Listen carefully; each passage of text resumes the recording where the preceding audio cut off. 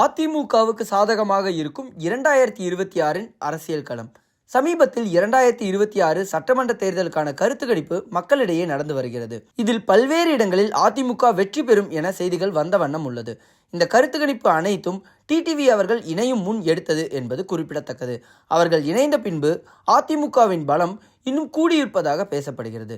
இதில் தெற்கு மண்டலத்தில் யார் அதிக சீட்டுகள் வெல்வார்கள் என்ற பரபரப்பும் எதிர்பார்ப்பும் நிலவும் நிலையில் பெரும்பாலான இடங்களில் அதிமுக வெல்லும் என கருத்து கணிப்பு வெளியாகியுள்ளது. முறையே அந்த கருத்து கணிப்பில் கூறப்பட்ட சீட்டு எண்ணிக்கையில் 24 தொகுதிகளில் அதிமுகவும் 20 இடங்களில் திமுகவும் தாவேகா மற்றும் நாம் தமிழர் எந்த இடமும் வெற்றி பெறாது என்றும் கூறப்படுகிறது. இந்த தெற்கு தொகுதிகளை பொறுத்தவரை கிட்டத்தட்ட 7 இடங்களில் கடும் போட்டி நிலவும் என்றும் கூறப்படுகிறது.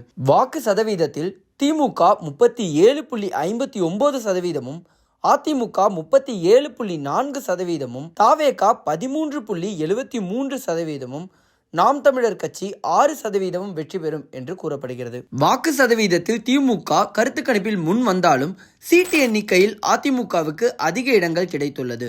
இதில் டிடிவி அவர்கள் இணைந்தது அதிமுகவுக்கும் என்டிஏ கூட்டணிக்கும் மேலும் ஒரு பலத்தை கூட்டியிருக்கிறது. காரணம் பிரிந்திருக்கிறது என்ற காரணம்தான் அதிமுகவுக்கு பெரும் பின்னடைவாக சென்ற தேர்தலில் இருந்தது.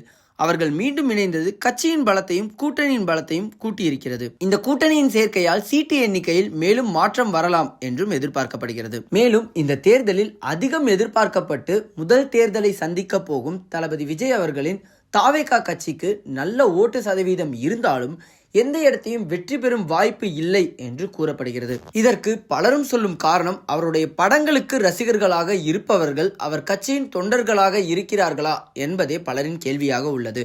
அவர் செல்லும் இடத்திற்கு எல்லாம் வரும் கூட்டம் ஓட்டாக மாறுமா என்ற கேள்வி பல நாட்களாக எல்லோரிடமும் இருந்து வருகிறது.